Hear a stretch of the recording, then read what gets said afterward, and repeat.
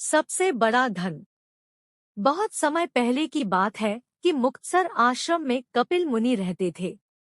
एक दिन उस मुनि के पास एक गरीब आदमी राहुल आया।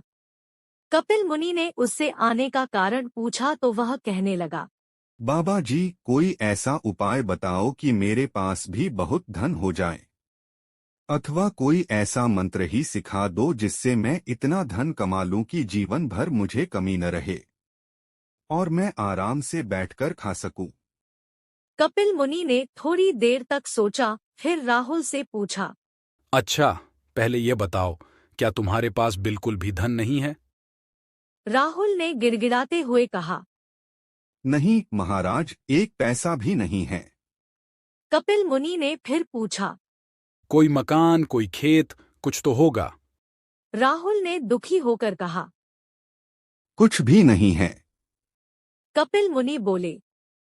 अच्छा, यदि तू अपनी दोनों आंखें मुझे दे दे तो मैं तुम्हें 1 लाख रुपये दूंगा। राहुल ने कुछ देर सोचा और बोला। फिर मैं देखूंगा कैसे।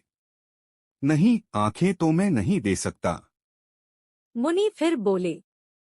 अच्छा, तो दोनों हाथ दे दें। राहुल सोच में पड़ गया, फिर बोला। फिर मैं काम कैसे करूंगा? हाथ देकर तो मैं कुछ भी नहीं कर सकूंगा, यह नहीं हो सकता। मुनि ने कहा। अगर तू अपने दोनों पैर दे सके तो मैं तुझे 2 लाख रुपए दे सकता हूं। राहुल बहुत घबराया और कहने लगा। पैरों के बिना तो मैं चल फिर भी नहीं सकूंगा, न कहीं आ सकूंगा न कहीं जा सकूंगा, इसलिए पैर तो मैं बिल्कुल नहीं दे सकता। कपिल मुनि को गुस्सा आ गया, वह बोले। सोच लो, तुम्हें धन चाहिए और मैं तुम्हें धन देना चाहता हूं, परंतु जब तू कुछ देगा तभी तो बदले में तुझे धन मिलेगा। यदि तू अपना मुख मुझे दे दे तो मैं तुझे 10 लाख रुपए दे सकता हूं।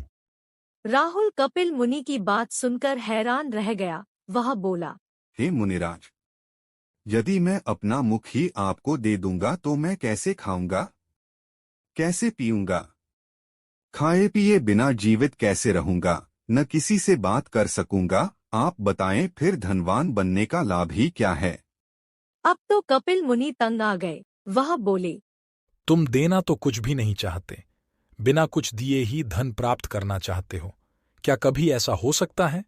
मैं जो तुमसे लेना चाहता हूं उसमें से तुम कुछ भी नहीं दे सकते। अच्छा, तुम ही बताओ कि तुम क्या दे सकते हो। राहुल ने बहुत सोचा, पर उसकी समझ में कुछ नहीं आया कि अपने शरीर का कौन सा अंग देकर लाखों रुपए प्राप्त कर ले। वह कुछ नहीं बोला तो कपिल मुनि ने फिर पूछा। क्या तुम केवल अपनी जीभ मुझे दे सकते हो? राहुल ने कहा। नहीं मुनिराज, कभी नहीं। कपिल मुनि मुस्करा पड़े और बोले। अरे मूर्ख, तू तो कहता था कि तेरे पास एक पैसा भी नहीं है। भगवान ने तुझे एक एक अंग लाखों रुपयों का दे रखा है।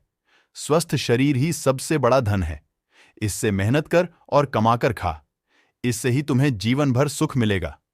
राहुल सब कुछ समझ गया और उसने मेहनत करनी शुरू कर दी। देखते ही देखते वह अमीर बन गया।